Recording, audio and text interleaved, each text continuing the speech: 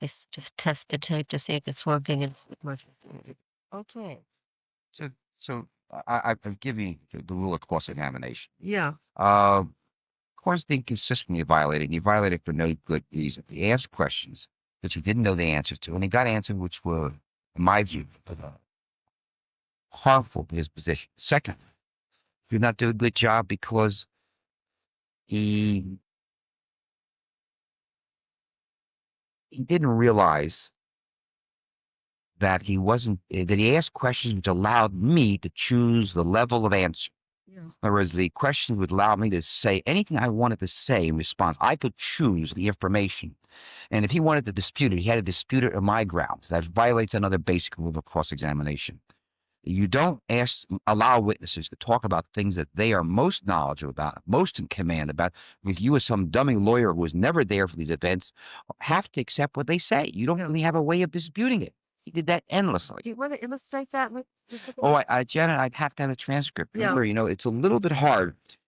But I Even need this to guy, define it. I've read it, but I need to reread it to.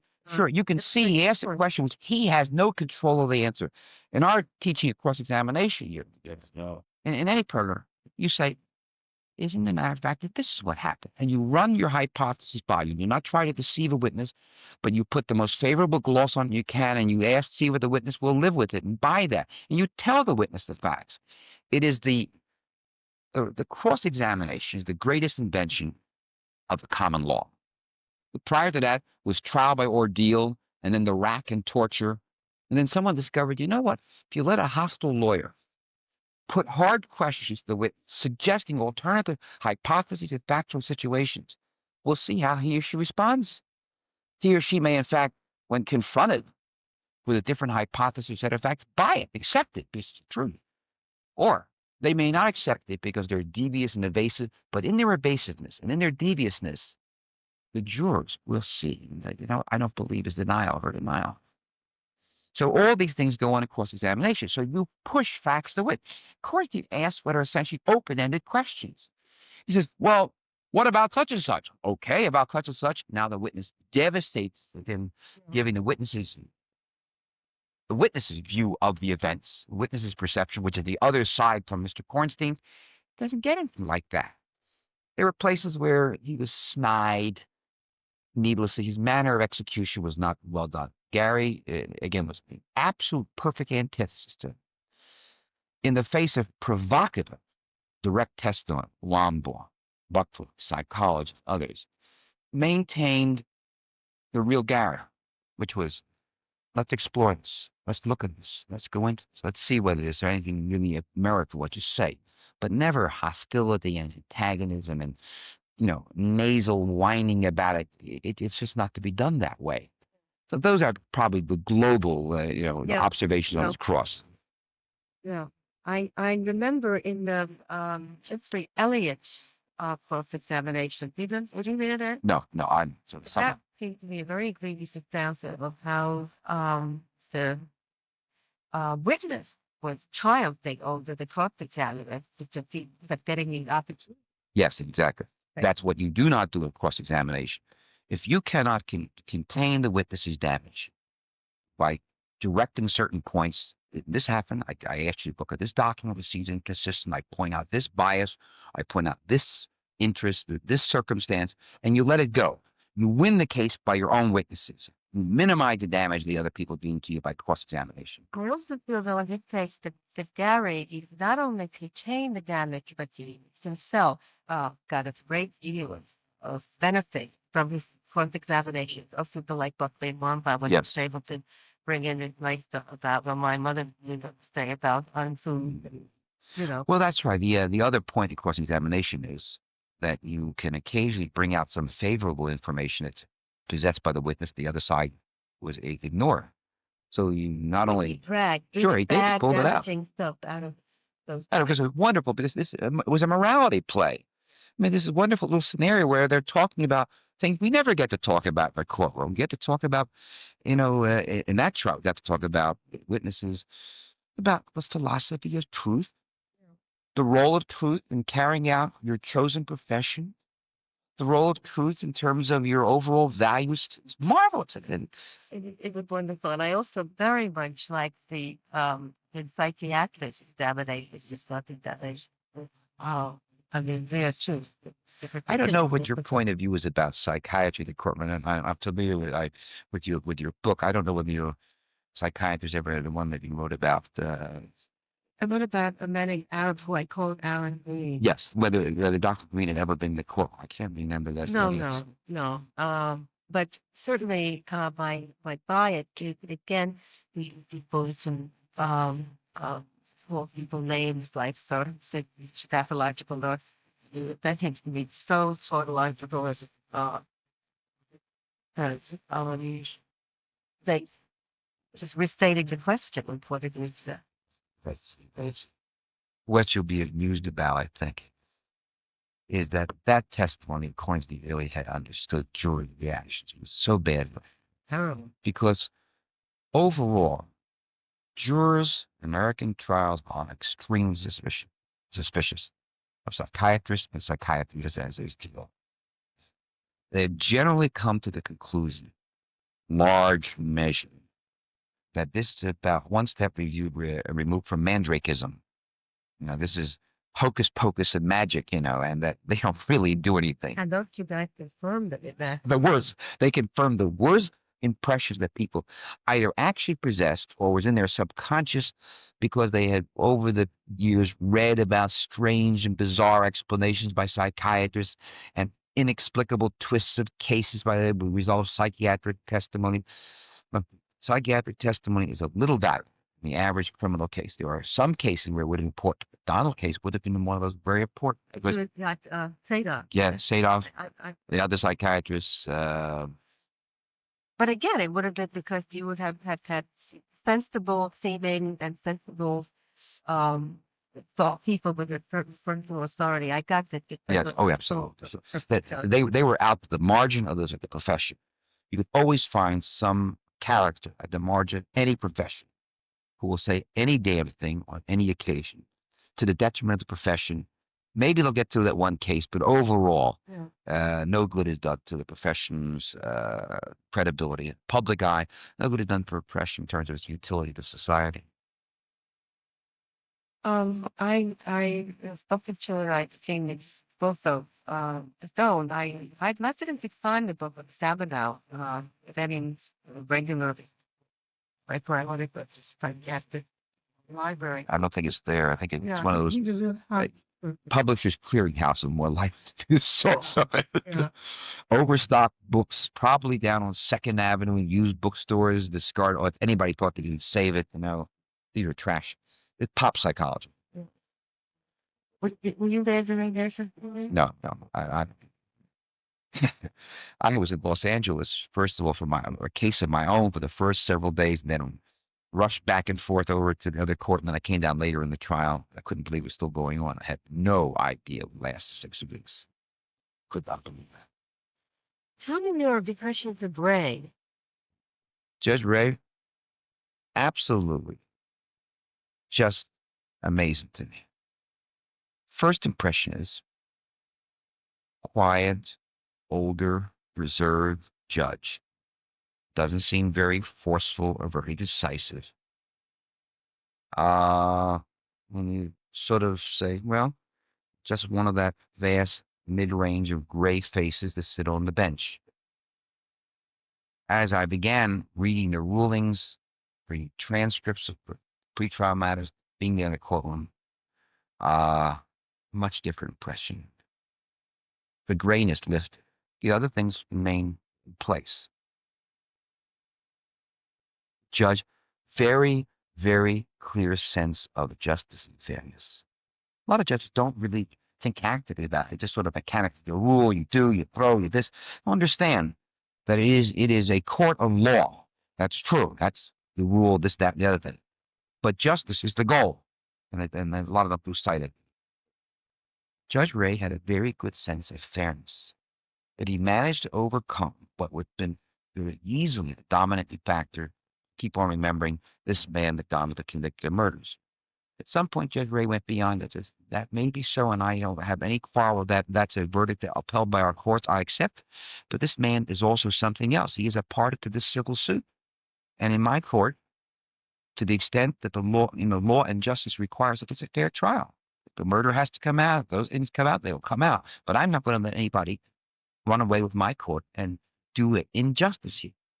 So his sense of manifest fairness was extraordinary, admirable, not because this favored Jeff, but because it brought to bear a kind of even-handedness to let the lawyers try the case despite the efforts by Kornstein to replay a murder trial and convict Jeff of murder and ignore the rape of Jeff's life by Joe McGinnis. So that was overwhelmingly important. Judge of great patience, and yet he managed to convey to the lawyers the fact that you could push his patience. Now, he didn't have to say, you gentlemen and ladies are pushing me in this case, as some judges do, as if we didn't understand we were doing that. But in his kind of firmness and approach to the case, lawyers knew the down. They were aware of it and recognized it. Once in a while, he made some observation. But a lot of things were contained. If you read the trial, you watched the trial, you realize the lawyers did not want to alienate this judge, because this was the kind of judge who, although all judges have great status in the eyes of the jury, the jury can't imagine the judge really being unfair. They don't know the truth of the matter. But Judge Ray merited that respect. And Judge Ray was seen by the jury correctly as being even-handed. And so with it all, he was a felicitous accident of the selection system that made it possible to then try the case without it being reduced to a circus kind of atmosphere by the Kornstein McGinnis approach.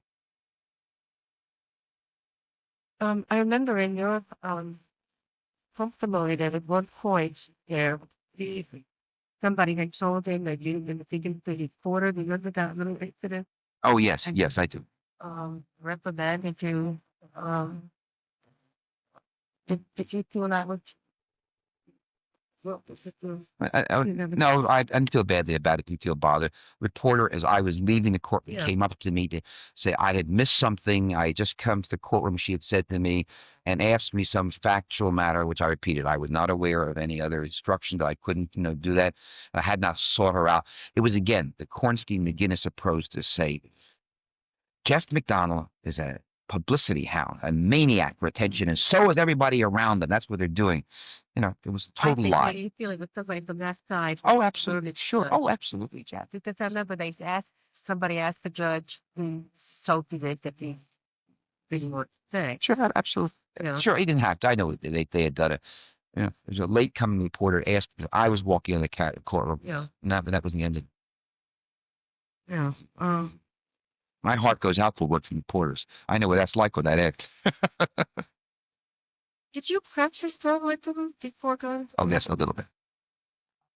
Hi, Sarah. I had been the editor of my collegiate newspaper, Temple University News, published 3 times a week. Best tabloid until Mr. Murdoch came along. He did come along. Right. Janet, this is my wife, Sarah Simmons. Janet. Sarah, oh, actually. Why don't you just grab a seat, because we're going to get up and walk over here. We're going to finish the point with Janet. Oh, get one at the table here. I had been the editor of my collegiate newspaper, and then when I left, and I had worked in the summers as a part-time summer replacement, copy desk, reporter, gopher, person at newspapers. And then when I came out of college, I knew I seriously wanted to do political reporting. And I thought the thing I didn't like so much as a reporter is you had to report with inane, inadequate, untruthful people reporting it. I didn't know enough to see what was wrong. I knew I was reporting what they were saying in government and politics, and was too ignorant. So I thought, if I ever wanted to be a serious political reporter, I need to know much more about the political system and processing. And I did. I went on, did a graduate degree, a master's degree in political science. And I continued working part-time with stringer weekends on occasion, mostly summertime. And I've always been a newspaper buff. When I was a kid, I was elementary school, I published newspapers. I always thought that I was going to be a newspaper reporter, journalist, and only turned away from it after I did my master's degree and I was in military service, and I began thinking the one major shortcoming for me about journalism is that journalists were voyeurs on what other people were doing. And I thought that there was a need in me to do rather than just to watch others. I guess it was dissatisfaction with what others were doing. I didn't think they were doing enough, and that I thought I ought to do it. And I had become persuaded in graduate school because of the influence of a great professor of mine that one of the groups of doers were loyalists. Mm-hmm. Mm-hmm. But I always had what I thought was a genuine belief, good relationship with reporters, because I accept, as I said to you earlier, reporters will make mistakes. You can't get angry about it. You can't never talk to them again. It's the nature of the business. The pressure that they work under, the deadline, the inadequate opportunity to get information, the second-class status that we who may have something to say attend to them. We don't take it serious enough to say, look, if it's a reporter, you got to take the time to sit down and do it all, or else you're likely to be the victim of error.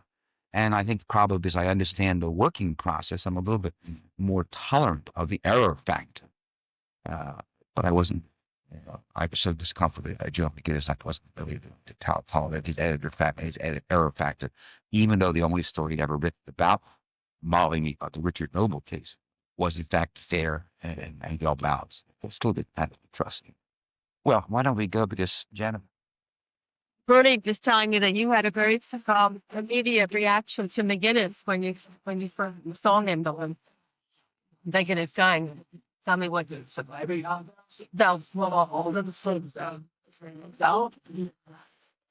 It was instant disgust. And I try not to be a judgmental person, particularly being a lawyer and having to deal with all kinds of people in all kinds of walks of life. You often find that first impressions are wrong. What I formed, I don't think, was an impression. It was more a gut instinct.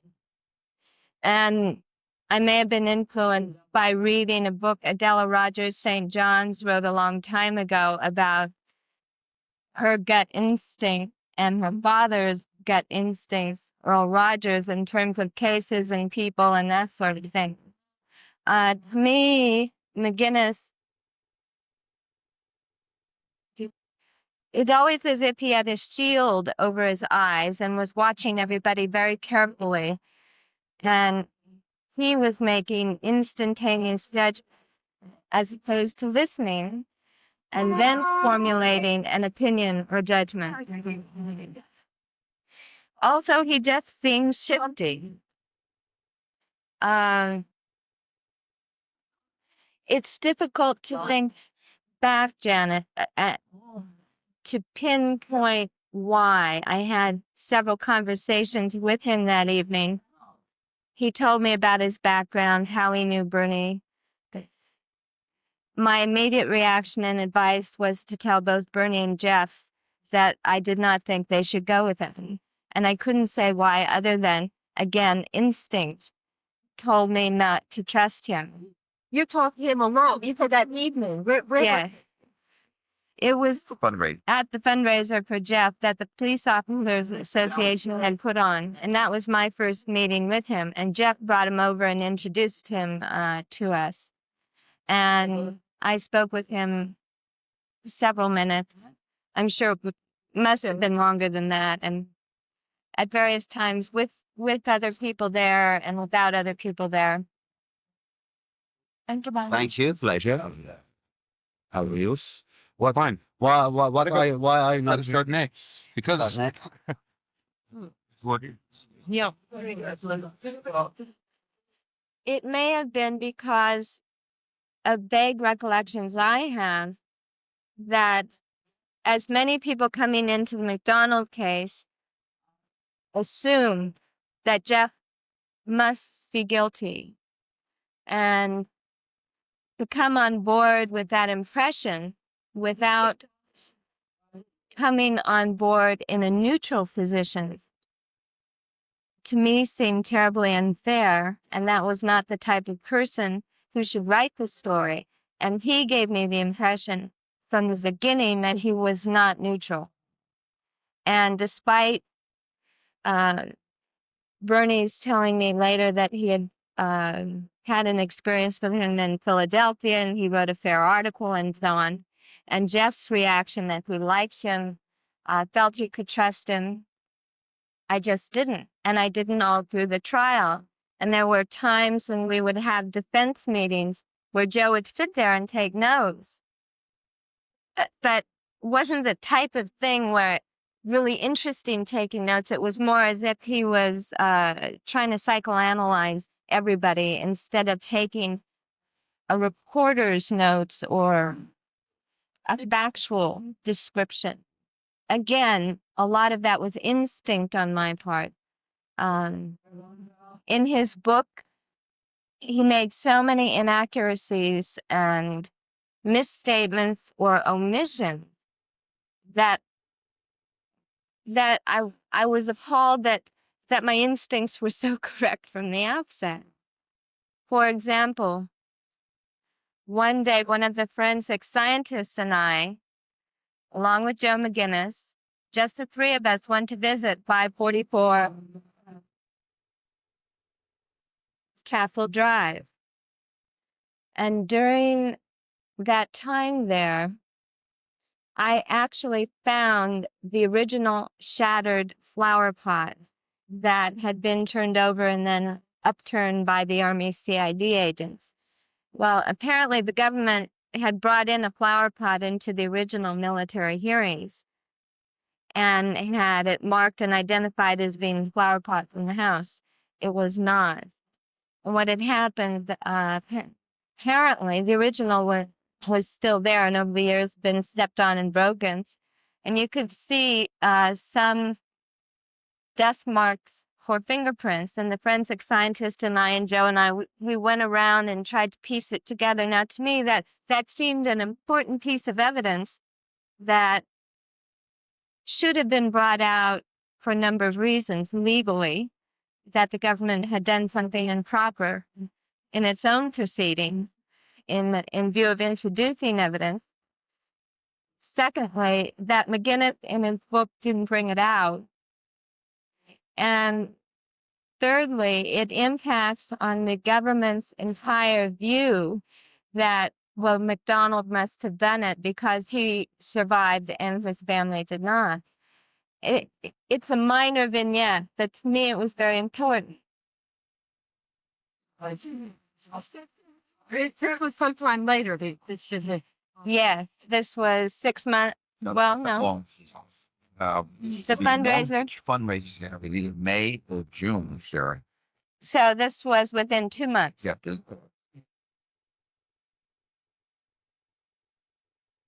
so you put aside your first feeling because everybody else was going with it. Is that right?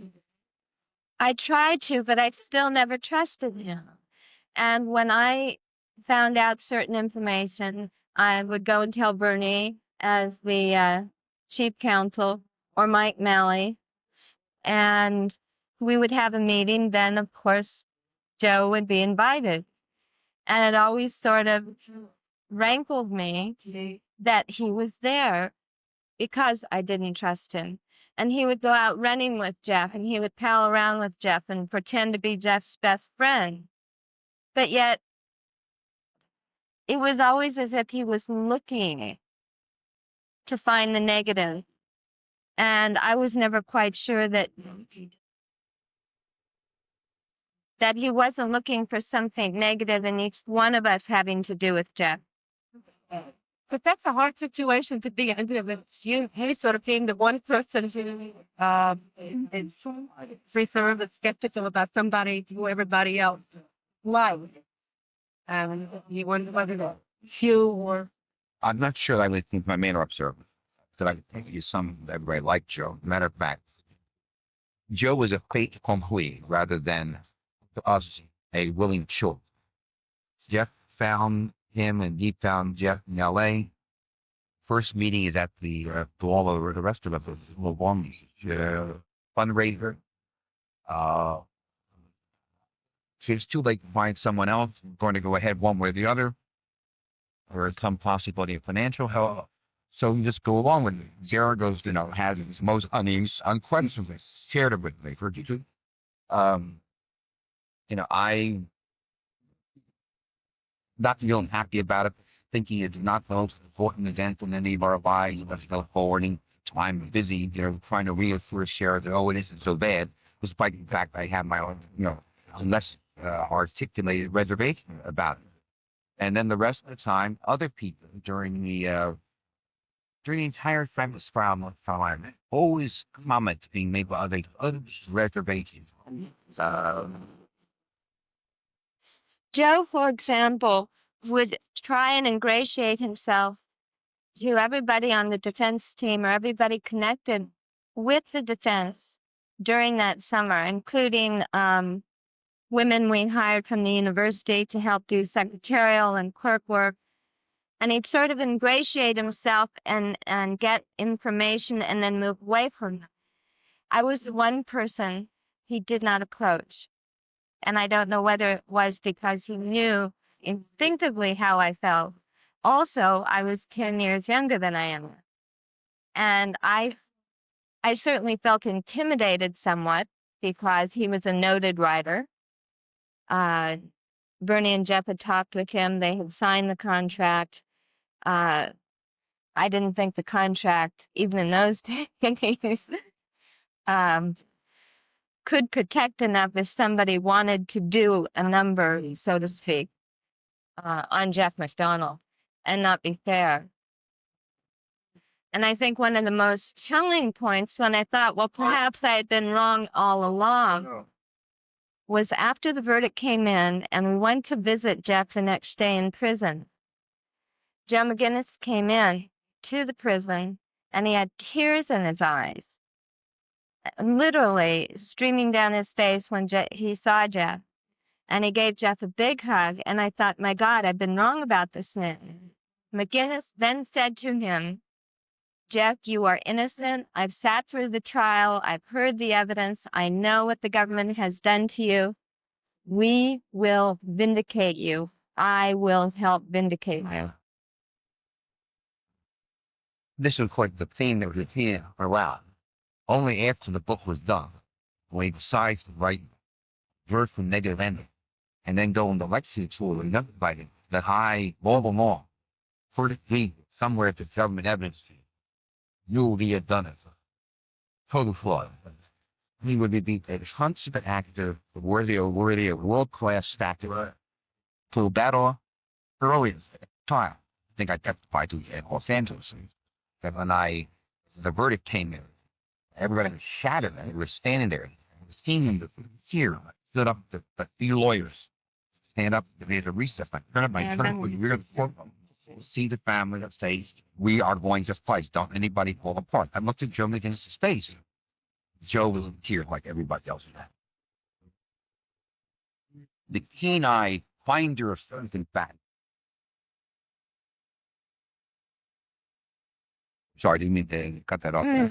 So that story. So he sincerely believed in his innocence. But how do you know? So then, Let's stop. Like you said. what is your theory?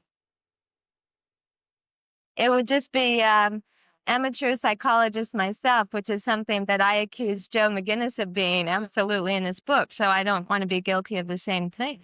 Just from a personal moral point of view,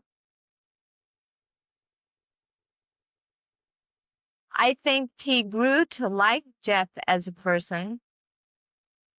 And at the end, when the conviction came in, he probably did feel personally bad for the man. However, I think because of some of his own personal experiences, which came out over the years, which come out through his other books, that Jeff McDonald posed a threat to him as Joe McGinnis the man.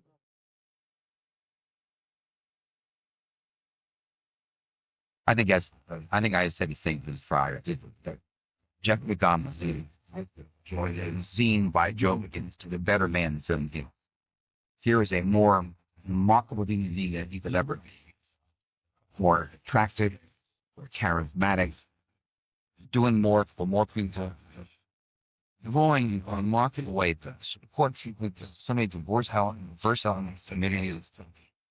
Again, it had to know and believe about himself that he could ever do.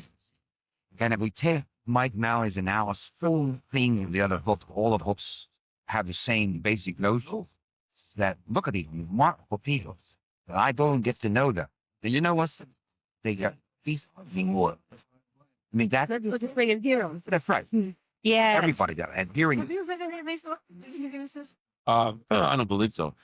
And going to extremes where I've read Fatal Vision. the beauty of going to extremes, to me, is so blighted by his derogation of the people of Alaska. He can find no good in anyone. Is that your own? No, Yeah. they're going to Going to extremes. When he lived up there for several years, one of the other things about Joe, and maybe Janet, it's the way I've been brought up to say please and thank you. And as a lawyer, I was taught by Bernie, there's never anything that you as a lawyer should feel is beneath you, only except that I can't type, so I do rely on my secretary to do that. But McGinnis was always demanding of people where we lived at the defense house. He used Jeff's mother to go pick up his dry cleaning. He would never even pay her for. He wouldn't say please and thank you. He would just say, here's my laundry. I need it back by next week.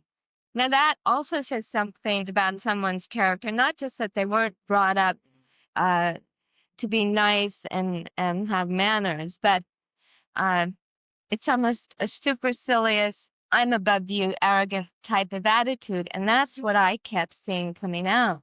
And that's what made me fearful all along, that no matter what he said about Jeff McDonald outwardly, that there was always something going on inwardly. And he also, as I recall, kept up a what? How would you put it? Communications with the Kassabs.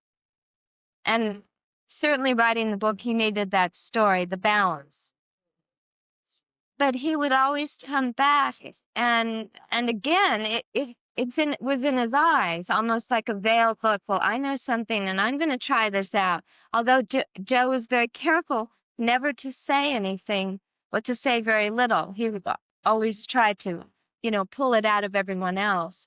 But after talking with the Kassabs during the trial, there was, again, to me, a noticeable change. I have a different perspective. I respect that. I don't know that I have any better or more correct now. My sense that the original story that Joe had in his mind was that here is a remarkable event of this man being persecuted by the government, finally faces a great deal of harassment, great odds, and triumphs. And the real story here is bizarre persecution is done at the side. When Jeff was convicted, and as it began the worse and worse, Joe began to panic. Who cares with another story and guy convicted? That story's all been covered by the newspapers. What more do I have to say about it? And at some point, he begins to say, the one thing I have is an insider point of view. What if I concluded that from the insider point of view, this highly disputed case, I could say I'm the one who will cover the real guilt, more guilt than the jury ever admits. And this would make you book myself to pay attention. I honestly believe turn out of a desperate need for the central thing, the central premise of the book. You're not lost the central premise and Jeff healed being more worrisome. He left the letters to his own editor saying, Sara was thinking about it. Don't come to much later on. In the months and months after the picture, there is no writing about how I knew all along, so you'll be a nice spot at that first week in trial. Oh, actual full. And so I think he still believed it. He saw this point of view, the thing that was going to make, the incredible, the desirable move. He can't show that the innocent man was being persecuted. He now has a guy who's accused and found guilty. It doesn't have quite the central thing. What was he want to write about? That he had the guilty man convicted. Well, how really guilty he is. Joe did not have the skill, have really the mastery of the data case to really be able to dispose fraud of the government's evidence. He didn't have other people done it better. Not gracefully, as I might say some of his writing is, not best, gracefully, but he's just, just study the case to really be able to write that analysis. And my feeling is that primarily the need to have this important book was he did. Secondarily, I agree with Sarah. I think Joe one person out, not that I analyze measured by what he's written in the book. You need to put down those in many ways he believed more remarkable than he were. Intelligent years. You can see them running on the track. Or early in the morning, the late at night, the fact that he started skipping worse and living on turning the house to and supposed to be Joe and Jeff running friendly and running exercise together, closeness, male bonding here, bonding over the case.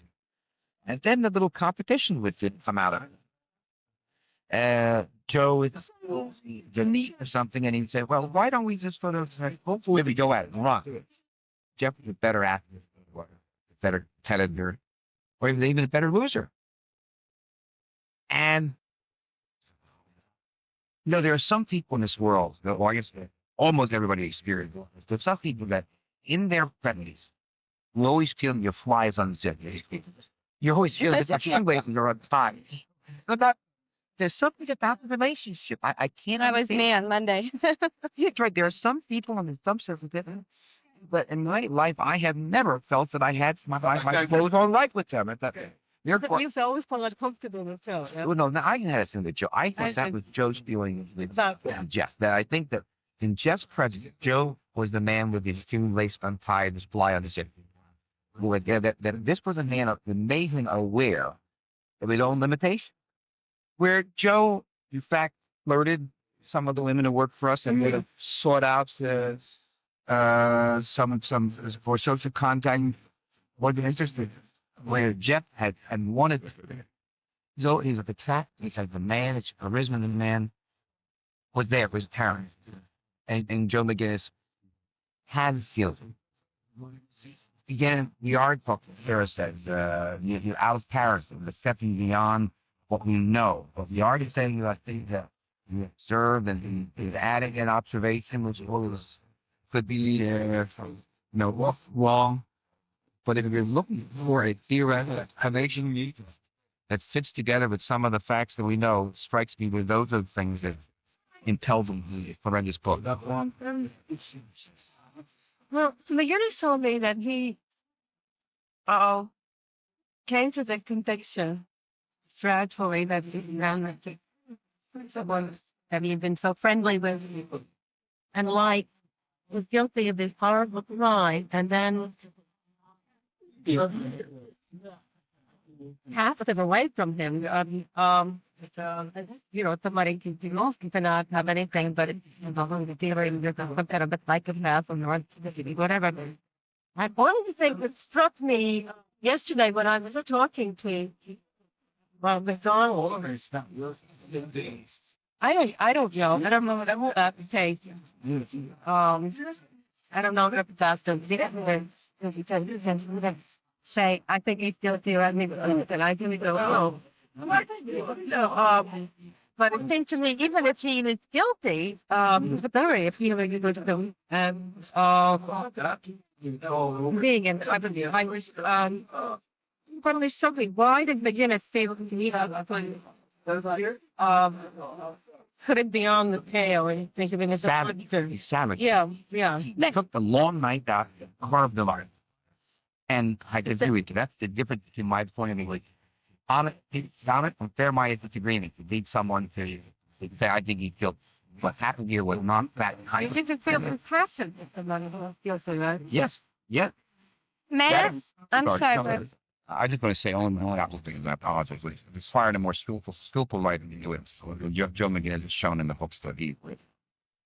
may I ask if it would breed your confidence when Joe said he came to the conviction that Jeff was guilty? When at what point did he come to that conclusion that Jeff was guilty and he wanted to cast him off? Before the verdict? Well, he's very kind of accused himself, I think, and confusing about design. I know that's an issue in the style.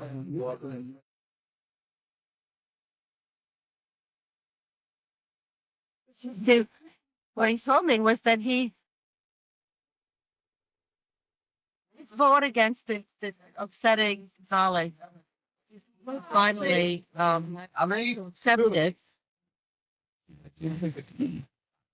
I love it. But let me just share with you a couple things. First of all, I heard McGinnis interview. He was interviewed here on the radio in San Francisco. He and I were both interviewed at a newspaper story that was done about his appearance here promoting his book. And all of those times he's talked about how during the trials and had to be early on that he arrived at this conclusion. It is whole name. So conduct, emotional responses, and expressions. Sarah is only one of many stories about Jeff. I know that these screws, I know that you've been done in. You're going to be, you're going to help you with that. That's devastating. The nation today. I saw it. I, keen-eyed observer, know more than anybody else. Or the evidence was all in. I already knew it. What was it that he saw that no one else saw? That that on partial iteration of the evidence, it tells me the story not credible. Is known fact corroboration any place for his story that he early on found it guilty. That is only for his self-serving explanation to justify, part. Yeah, writing the book is passion. And in fact, you look at the whole book again. If you can look at the first draft, this first draft, so a little bit of editing, but it's taking up some of the and slugged some of the erroneous things about women, etc., and correcting the fact the first half of each argument are not bad. It's just tone-wise, certainly. But tone was applied by the draft. The original writing, either wagered or they just don't show them. It is only the final, the theoretical Daniel Mullen that he put in those things about the amphetamine stories and the narcissistic, pathological narcissism. Really devastating. All these, weaving a path through there's myths there that really make it so. That book was not written as it. I'm telling you, terrible. We're never coming back to tomorrow. Good. Finally, I'll get rid of you guys. That supports your notion that you said that he lost for a theme. The yellow, excuse me, Bern, you know me, I'm non-fish eater except when you make Adi, the yellow jackweed. It's a wonderful fish. What is it? I mean, I know. It's from the jackfish family. Comes from Florida. And You're on record here. every time. That's all right. it's a large fish. I like it. I haven't had it in a long time. No bones and not fishy tasty. Yeah. I I don't like when a fish is really fishy. It's either a low quality fish or it's both. It's one of the two. There's nothing in between. The fresh fish you taste like fresh chicken. That's a business fish. That's right.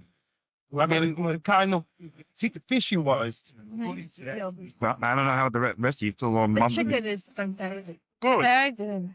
Thank you. All right. Fish you associate. Yeah. It's very Yeah, you like can this. tell there All wasn't right, much thank left. you.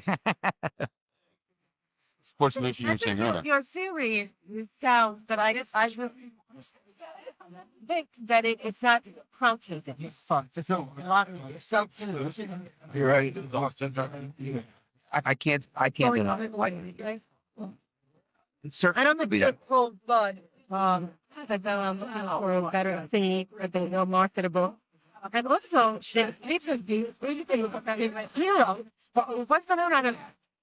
Our justification with McDonald's, something very profound there, something to do with the first marriage. That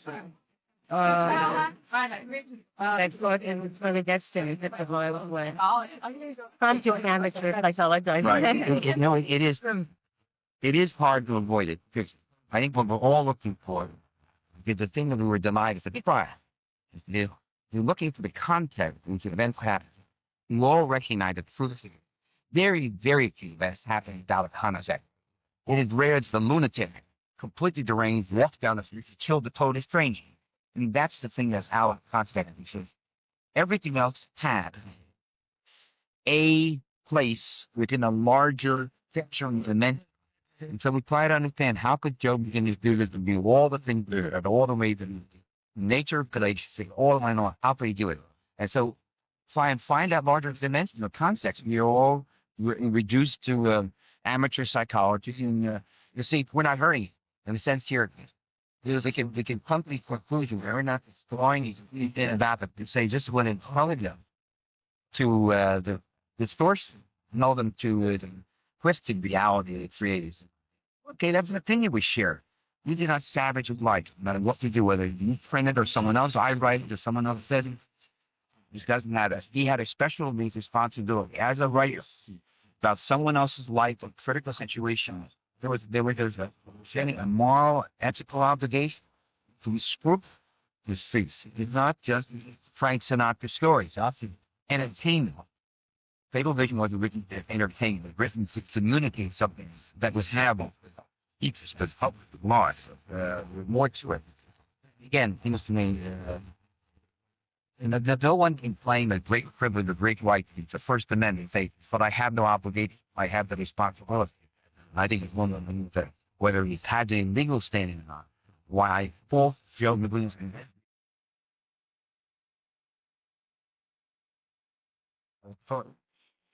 If I may add, I think in a large sense, instead of labeling all of us being amateur psychologists, what we all try and do as people in our day-to-day lives is to find explanations or an understanding of events.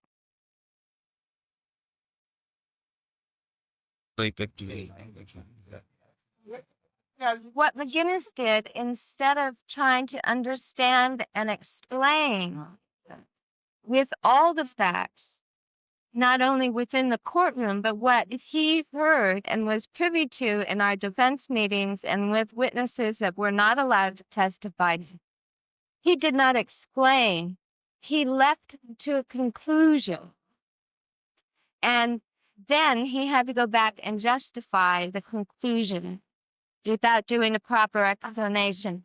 It would be as if, in a case, if I went to a forensic scientist or an expert metallurgist, I do aviation litigation now, and said, I want you to come to the opinion that it was not a product defect, but rather it was pilot error. And I don't care how you get to that point, but do that for me. Instead of properly going through, doing an inspection, an analysis, an explanation, and giving me his or her honest opinion as to what the results or conclusions would be. Joe did it in reverse when the book was published. And again, why he did that. Because I work at some of the problems are these problems as a writer. I found the characterization of McDonald very shallow. I didn't get any sense of it. I don't think he did that out of malice, but out of ineptitude. I think that I would agree with that. So again, vying for first place, perhaps, between himself and Jeff, subconsciously, maybe consciously, He wanted to erase him in some way. It's very, he's not really there. Okay, very much episodic. Did this, did that, did this. Coach, see my point? And the trap that with the sun gun the girls. But, Yeah, but it's very, it's not true. And that's, I mean, speaking as someone, when I first came to the case, I was early 20s, mid 20s. I worked on the case in law school, Janet. And sure, first time you met Jeff McDonald, everybody always, well, is he guilty or not? Within 6 months, I was persuaded that a tragedy of the greatest order had occurred. And not because he was charming and nice to me. I mean,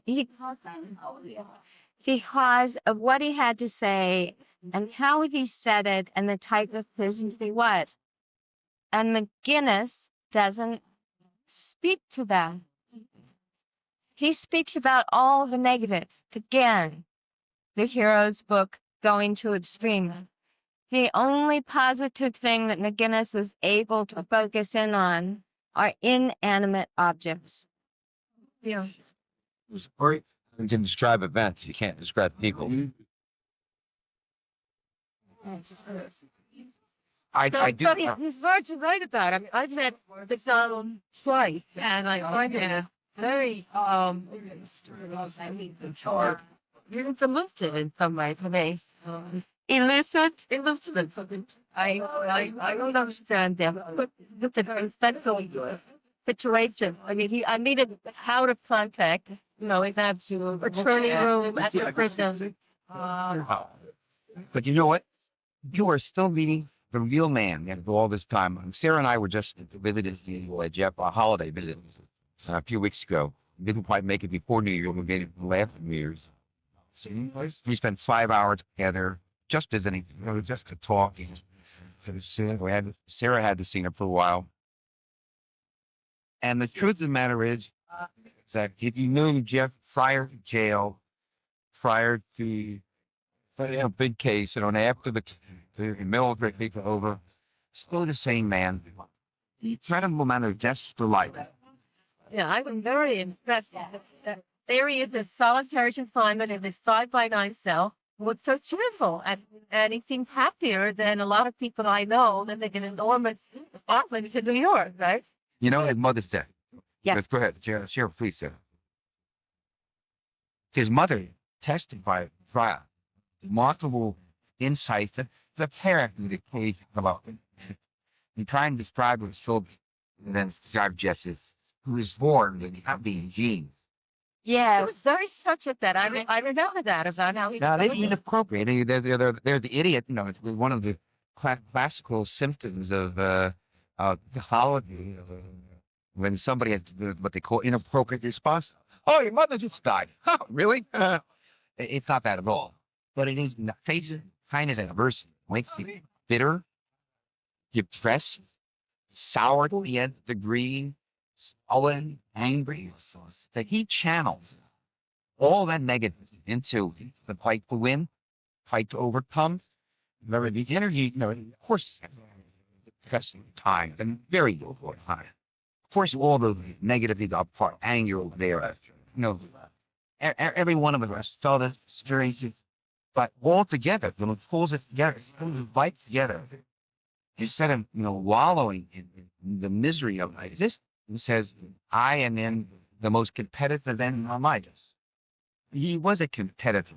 He loved games, he loved sports, not out of balance, but of a major sort of escape, the device in life. Dr. Segal said, in the earliest psychiatric interview in 1970, he said, one of the things we're very positive about for an established and a healthy, well-balanced, he's got constructive outlets for his feelings. He doesn't anger, blah, he doesn't find food. He had a big spat with somebody importantly. He'd go out and he'd run 4 miles on track and got done sweating and, talking about it and say, okay, Jeff, let's get over it. Enough is enough. That's the healing. And Bob Sadov's insight and what you always saw. It's all there. You just seen this fellow in jail. Is he perhaps a manic wrestler just going with the high of seeing? This is the way we survive. Beyond my belief. Yeah, you take it to the nostrils, you know. That was some fundamental part of it. It is and has always had and always has been as long as I've known him, and it's 15 years now. He has an incredible amount of enthusiasm to life, no matter what the situation, and he has hope without being a fanatic Christian or some other type of religion.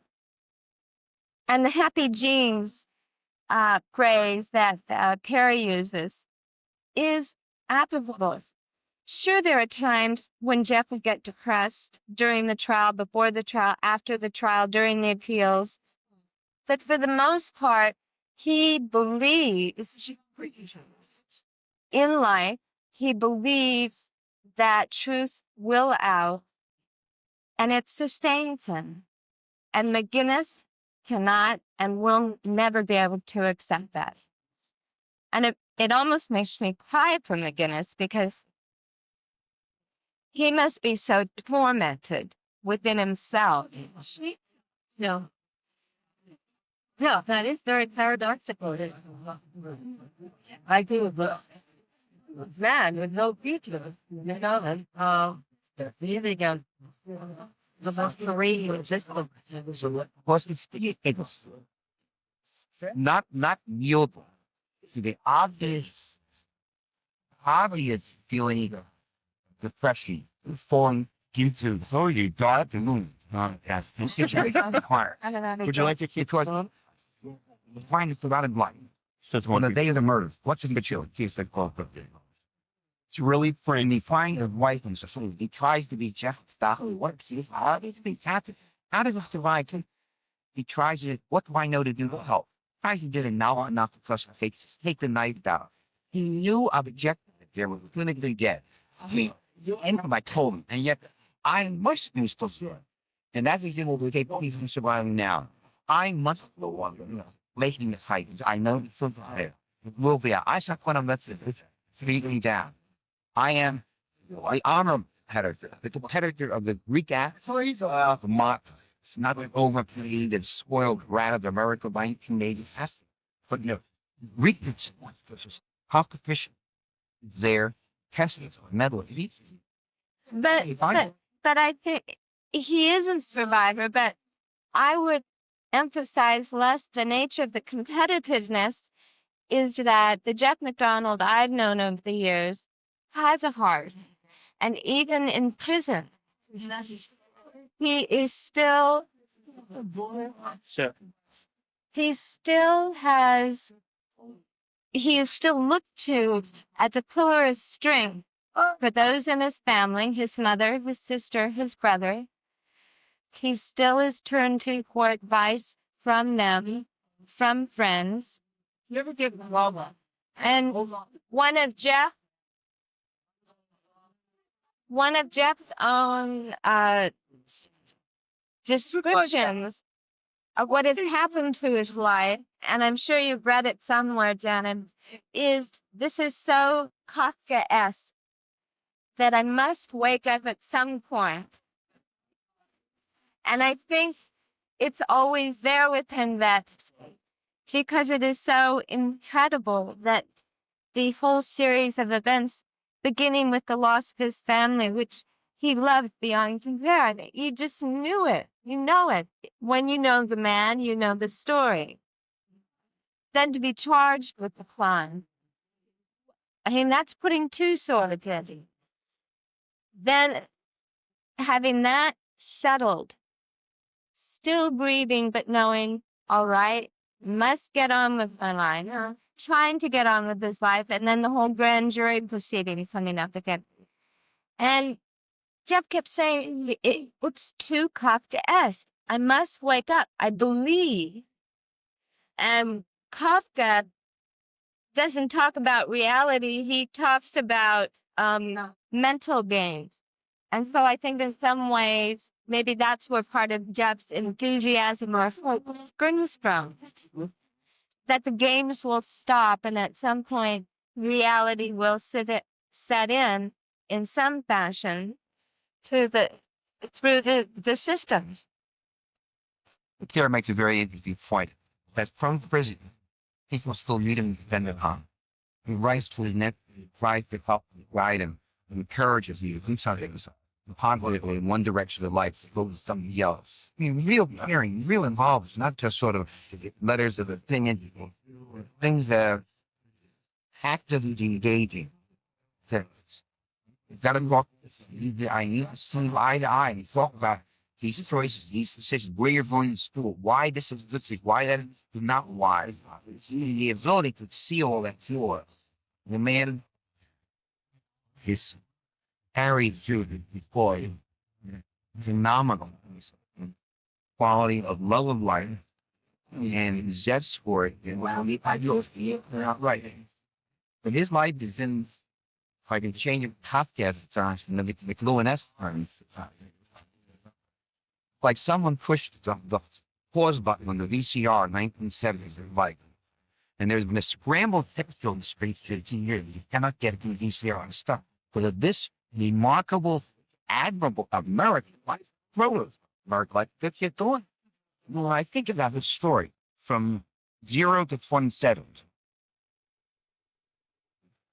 Right, fractured child, of the family, the most admirable of children, overcomes the loss of a dearly beloved father, goes on in school and achieves well, and he many good things, goes on to one of the great universities of our country, married a childhood sweetheart, a romantic story, fighting at economic odds, the family without resources, renting a house, to survive by renting rooms to women coming to bring things from the retail.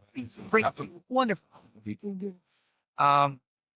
Then achieving medical school. 3 years of college, he's making directly to medical school. Skipped the 4th year because admirable seniors studied outstanding well, get it liked by his peers, admired by people, romantic to the nth degree. This is a great life. It looks like everything America's he is the young man every American father and mother would like to think his son-in-law. I like him as my friend. So wonderful. And all of a sudden, now he goes to serve his country. And I'm not just going to be in the army, he's testifying. I said, if I'm going to be in the army, I want to be with people who are human. I do not want to sit around some medical office, some post, caring for doing well baby care. Come in, yes, the baby looks fine, wait, so I want to be with people who are doing it. And in that year, when you're school in the low of the spectrum courses, John S. Kennedy, mine and I, by bringing a special course to the support, they seem to do it as an artist. It's now read saying that it's finding a lunatic killer that runs it up. He wanted to have stop. Spoke on the set up, though. But there are meaningful things going on. He might always outside. It's really beautiful view. They act as if that has good things. You don't, all of a sudden, the whole world. What I like, yeah. Great, glowing story about, I think, a wonderful is shattered, Roy, your own government, which you totally believes in, it represents something that turns on him, and it's been a nightmare for two. So they're all four doing this story. And even Dreyfuss's story ended less than that. I forgot how long Dreyfus the Devil Dial, but it wasn't that long. But Gertie, I think your account here.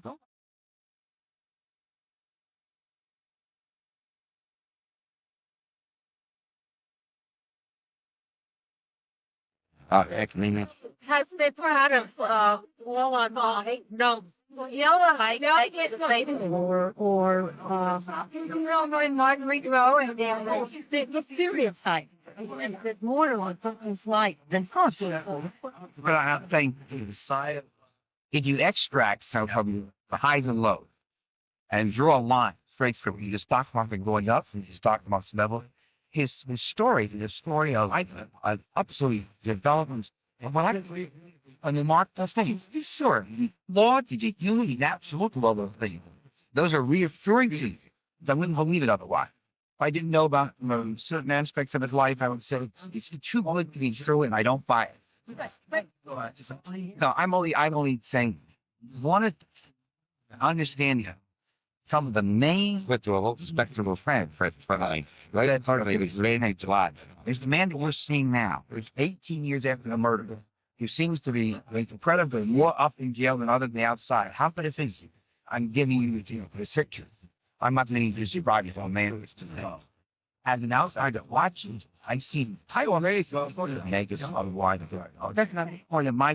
Negative was positive, but this is I think everybody have to get this sort of accident and unhappiness with them because they do a little bit more the other than everybody on. They couldn't get the best grades in the class and successful, but still living 24 hours a day and then to the point that's unrepresented, But what I'm saying, the balance.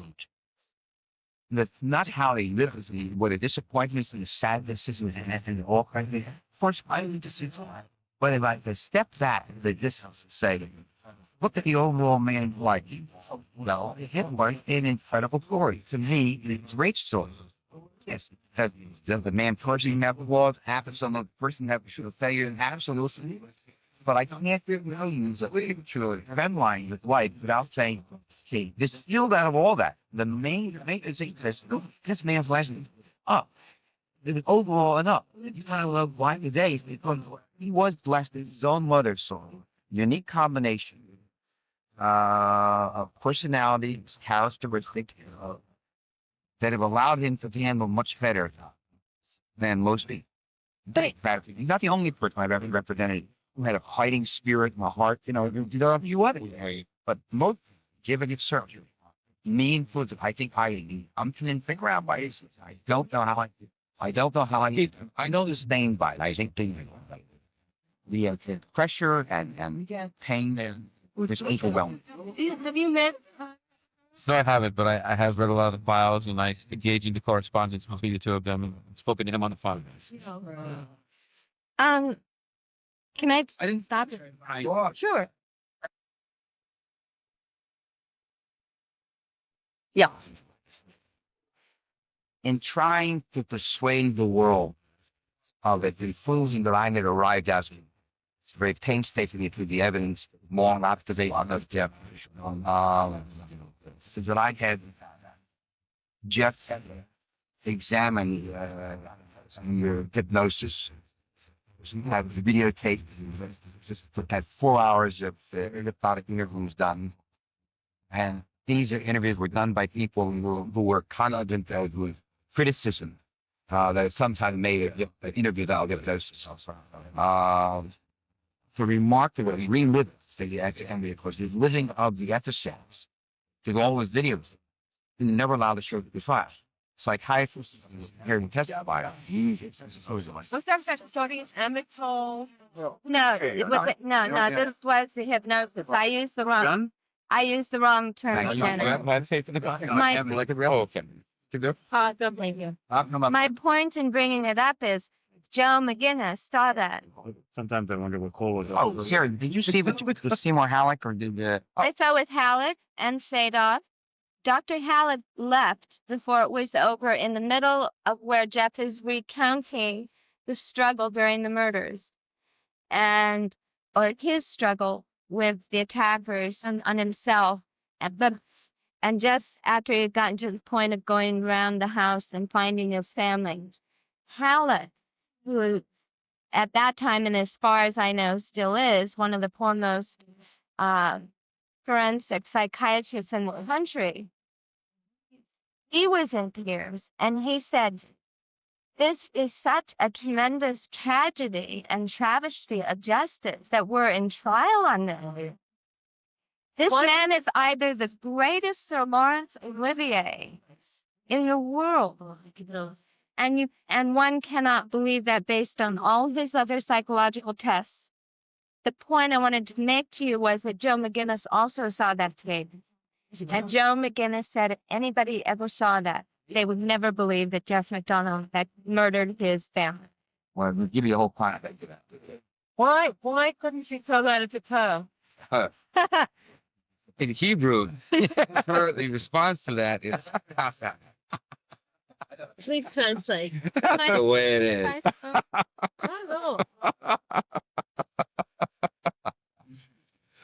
It means that the manifest injustice files brought about the exclusion, criticism, and the evidence is just beyond belief. This was to freeze the signal. Yeah. Yes.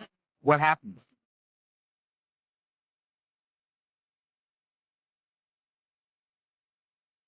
A maximum amount of information. Understand. In fact, the circumstances. So they're judging about Jeff as a broader face of these facts.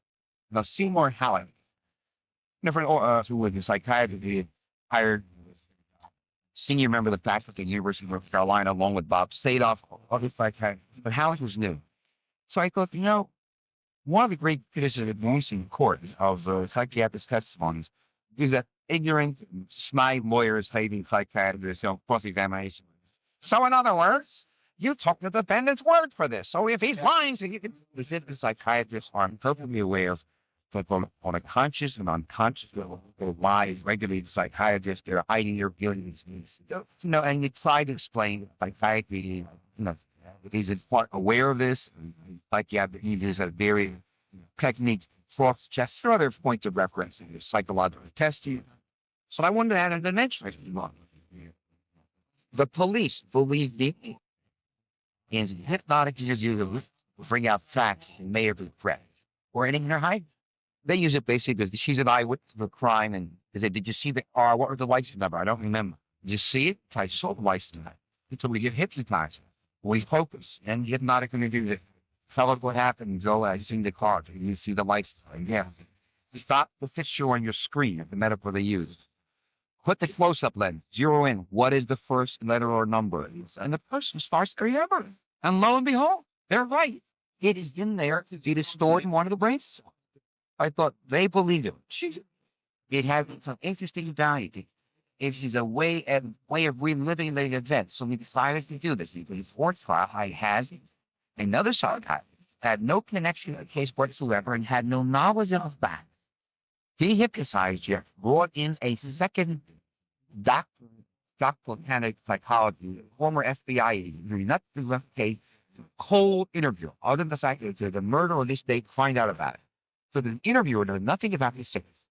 Conducts the interview, videotape everything, and go over 4 hours. And they take back the Jeff and the hypnosis to the day of the killing, or the killings themselves, struggle, we zero in, bring up these skills. It's extraordinary detail. For 9 years after, just never mentioned before, that then when they are checked out, proves to be correct. One of the fellows had a chain around for 9 years, Jeff never mentioned it. Hey, and We he never gives saw a it. description of the fellow, but under hypnosis, it was even a more intense description, more detailed, remembering a gold chain with a cross on it, The and tiny, very tiny. very tiny, and there were you had artists come in and view the videotape or listen. Under the interview, and do part what of the interview, he was making the sketches, and they even matched more perfectly than the sketches that had been done in 1970 when they were looking for the people that Jeff had then described as best he could recall under the circumstances. I mean, I think that it doesn't answer Janet's question as to why. Point. One of the things he told us in his hypnotic interview, as he hired a police artist together with the hypnotist and the interview to get the details of the face. The artist is listening there. What's the shape? They bring him out of the hypnotic trance. They show him the drawing. He corrects it, put him back in. In the process, they asked him, describe this. And then get down here. Does he have it? What? Nothing there. There's a chain. I'm sitting there. What? So the interviewer says, stop. Focus on the chain. The very thin chain. Says, zoom in. Close-up lens. The screen is frozen. Look at the lens. What do you see? Oh, there's a gold chick that looks frost. I am out of my skin with this guy. Some month later, I interviewed Helena Stoke. He never had a girl before. If he described she described it. You ever wear any kind of jewelry around his neck? I said, yeah. What if he's wearing? He had a gold chain with a cross on it. Cool. No one had ever known that. He never saw it. He never heard of it. He didn't absolutely. I mean, my skin was weaker. But that's the kind of thing you're listening to. Harry's so brilliant. I don't know whether I have it or it's in the files of Southern California. I may have it. I would like to see it. Oh, sure. I'm sure it's I may have that right. I have because he's already poured his guts and his blood over everything. I'm sure that she will not deny it to you. I may have it. It's very much like Oh, but yeah. Janet Sarah's so right in the description. When she and the psychiatrist watched this, these are professional, cold-blooded professionals. Seymour Halleck was euthanized. He was not a long-time involved person. So it comes in, look at this passion plan deliberately sought out. And Sarah describes the reaction. He used tears while watching these descriptions of crimes and reliving it. It's a struggle. But that was a fight under hypnosis. It's beyond the form. No one believes this kid is sworn. There are too many ways to cross-check. Too many places for the forgery of the event to be revealed for what it really is. To answer the question, though, why was it not allowed into evidence? Oh. Well, the way to introduce was to show it to the psychiatrist, to incorporate that in the body of information he had about the case. There's interviews with you have psychological examination, interviews with family members and lady friends. He had a very excellent kind of preparation, reading the book before everyone knows. So want to add it, therefore, things that were used by the psychiatrist as part of the basis of their opinions about that. Those things could be shared with a jury. One of the things, as the psychiatrist I relied upon was, it had video tape decks and TV all in incorporated. It's still at the whole thing. The judge, the young psychiatrist had an abominable So voice. you couldn't have shown it in any of the contexts. No. Why? There is no other way of getting it in. It is only relevant to the case in terms of an expert opinion about the state of mind. Part of the entire. You need someone to chat or be meaningful or three height of objection. That they Part of it, I think, too, at the beginning, the judge, we told him we wanted to admit psychiatric evidence. And he said, well, I don't know if you told her the story. I'm going to feed you, the defense team, with the same spoon that I'm going to feed the government. We're hungry, Judge. Yeah. Judge Dupree. From Fuquay, so Judge Dupree was a great one for these. That's a good. Generally, cornball, southern homilies.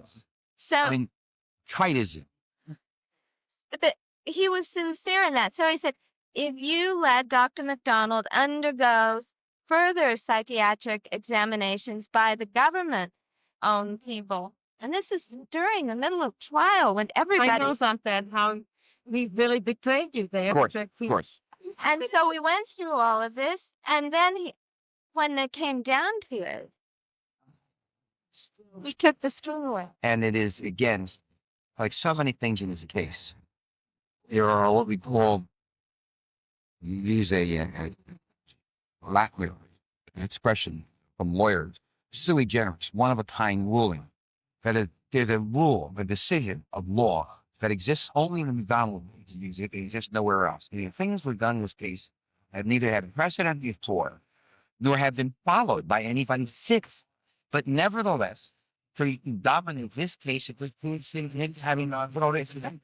I mean, you know, the decision about, for instance, all the Jolena Stokely witnesses, 9 people over a period of 8 years or more, with her admission, conduct this case. Decent people, people upright in the community, people, Police officer. police, beyond even that, the people who had education, background, intellect, professional people who would have no reason to lie or make up things. People who are her friends, not our friends, not the dollar friends. Yeah. That judge in a scandalous kept it all out. There has never been another case that has excluded as kind of evidence. And the case has been looked about, criticized, media journal, scholars, legal journal. And yet, when any prosecutor attempts to pick out this kind of helpful evidence to the defendant and cited the downfall. No court ever followed. Oh, yes, we understand, but this case is different. Why? Well, that man was called McDonald. This one Paul Smith, a different case. No judge wants to follow. Yes, Jeff's case can stand as one of these things. Most devastating that happened. And you see, McGinnis was in on all the interviews that we had with these witnesses. And in the book, it does not come out truthfully.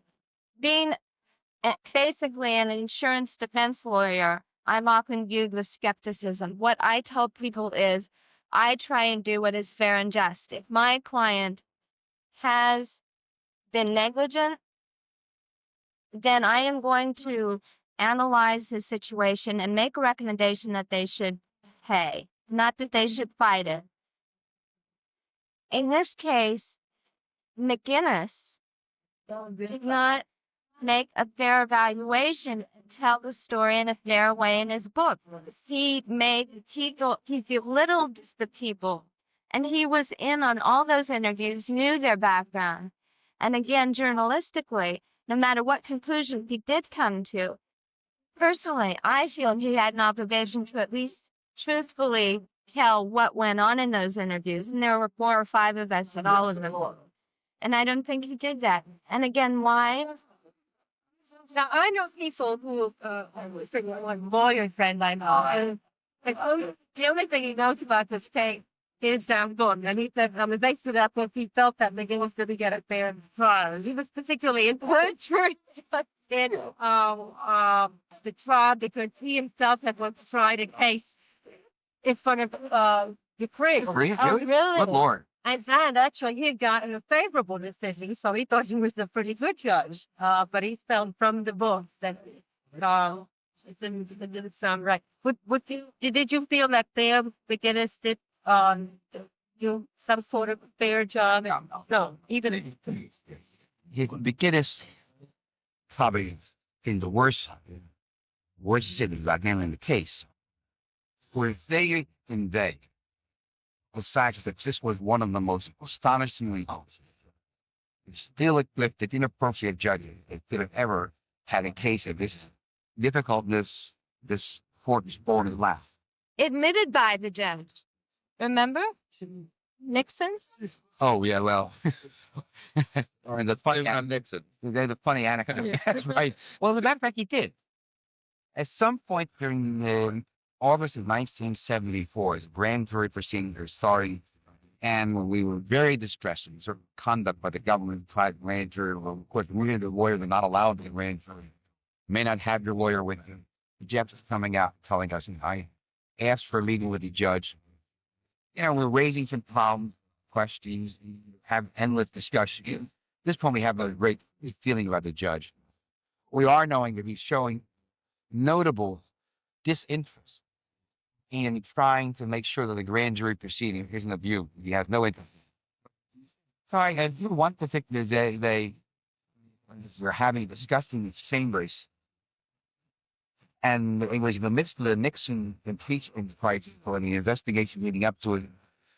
The Rosemary Woods story was the 18 minutes gap between the judge and and this morning, two prosecutors and myself, I can't remember who else was there. Somehow it came out really surprising that the tape had not been destroyed, or how they could be so foolish or done this thing. And someone was saying it was one of the president's mistakes. And the judge says, well, this is actually, that's probably one of his bigger mistakes. So he points to the wall. We all turn and follow his hand. And he's pointing to a certificate of appointment to the United States District Judge at the hand of Richard M. Nixon. Now, of course, government lawyers all over themselves. Oh, Your Honor. Yeah, wonderful to have you here. Oh, like this. I thought at this point, this job has shown me nothing merits the slightest thing of approbation from me. So I sat there quiet. No, I didn't think it was anything funny. I certainly wasn't about to, play games with saying, oh, you're just the greatest thing since sliced bread. I said nothing. The judge turned and looked at me. And after what seemed like an interminable pause, I said, was waiting to cue me in for my line. I said, well, Your Honor, now the problem that I wanted to see about this morning went all of that. Now, they were the kind of thing that he was waiting for the phony phrase supposed to come to that kind of a moment. I said, we're in big trouble. We're in big trouble, Scott. The judge was an extraordinarily unexpected appointment.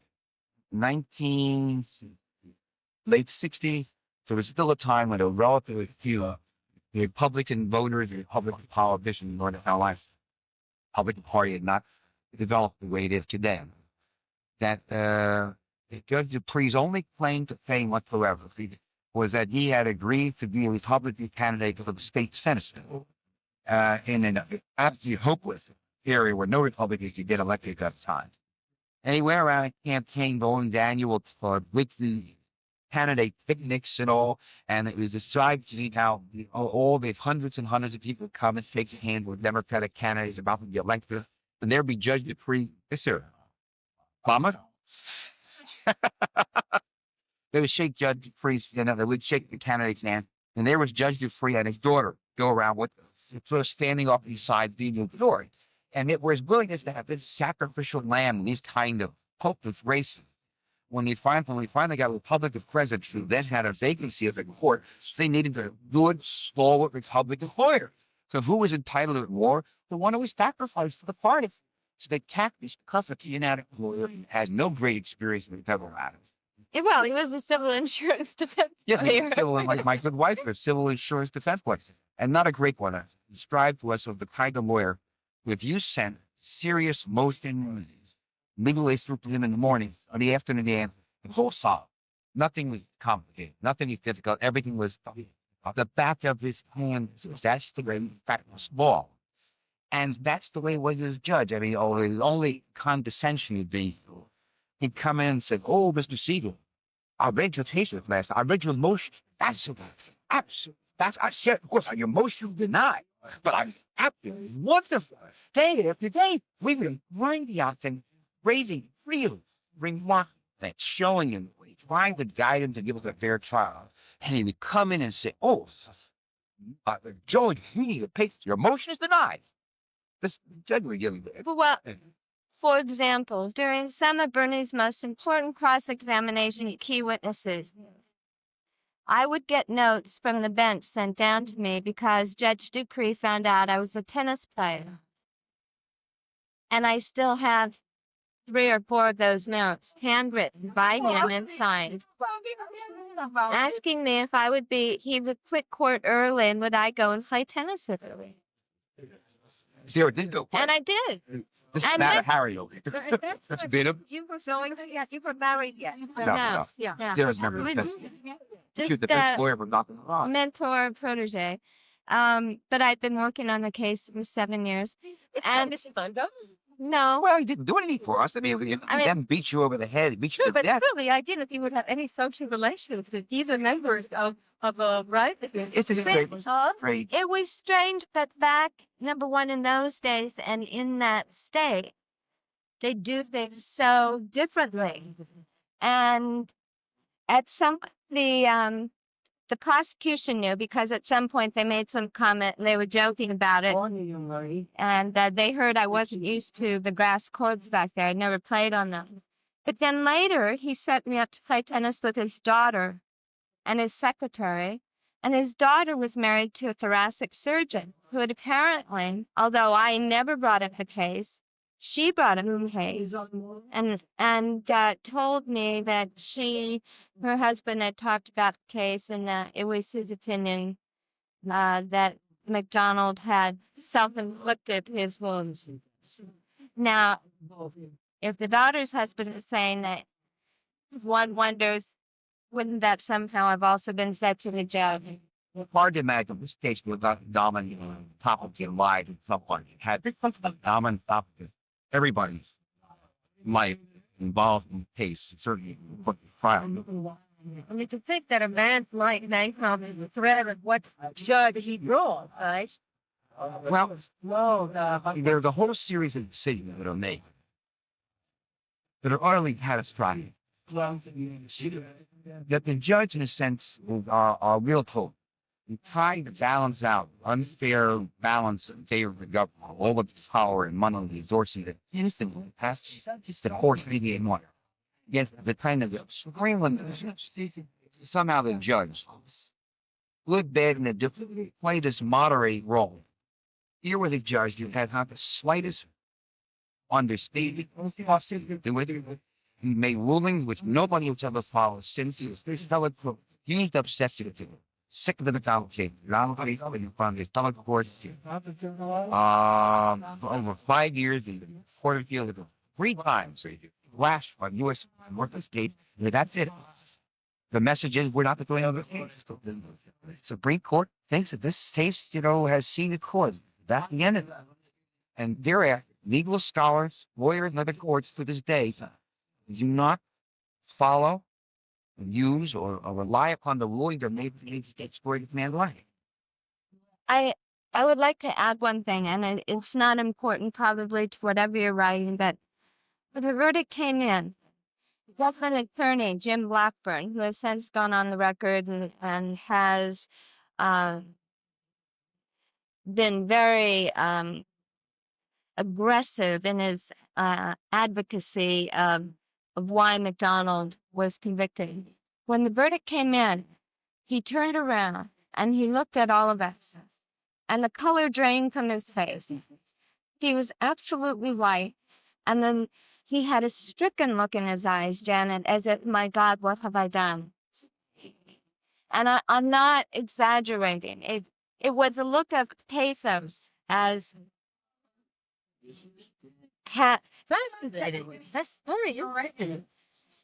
and yeah, I have the image inscribed in my memory. And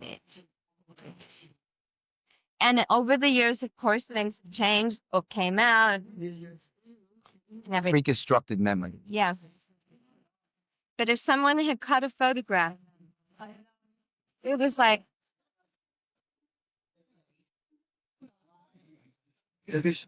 Not hate, not triumph, not anger. no, it's stricken. They were too bad if they're working the book, but I think that's somehow. Or the book that I could have imagined. Yeah. I met this guy Jeffrey Elliott, who tells me that he always uses 5 tape recorders whenever he does an interview. 5 It's going at once.